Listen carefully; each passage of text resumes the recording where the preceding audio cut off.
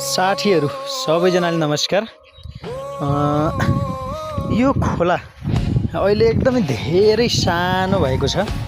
हुन त यो मौसमको कारण पनि होला, अब चैत वैशाखको समय छ है। तर पनि यो खोला करिबन 7-8 वर्ष पहिले मेरो बाल्यकालको समयमा यो अलिक ठुलो हुन्थ्यो है। तर अहिले चाहिँ यो समयमा अलि एकदमै सानो, कम्तीमा पनि पहिलेको रूपमा 50% सानो भएको मैले देखेँ, अनुभव गरेँ भनौँ न। त्यसकारण यो पानी जम्नुको मुख्य कारण भनेको वन फदानी। सबैभन्दा पहिलो कुरा त यो खोलाको नजिकमा रहेका बोट बिरुवाहरू चाहिँ सबै मास्ने, काट्ने यो सबै ठाउँ चलेको छ।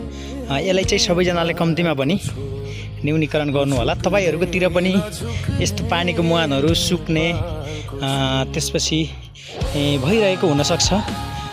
यो कालान्तरमा गएर यो पुरै पानीको मुहान सुकेर हामी चाहिँ पानीको स्रोतविहीन पनि हुन सक्छौँ।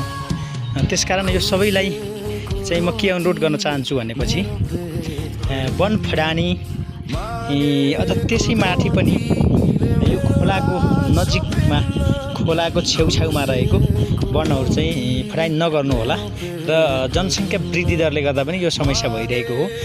जनसङ्ख्या बढिरहेको कारण घाँस दाउरा लगायतका यावत कुराहरू पनि बढी उपभोग हुने, जसको कारण चाहिँ यी वन क्षेत्रमा अत्यधिक रूपमा ह्रास आउने र पानीको मुहानहरू सुक्दै जाने गतिविधि भइरहेको छ। यसर्थ म सबैजनाले के अनुरोध गर्न चाहन्छु भने सबैजनाले अब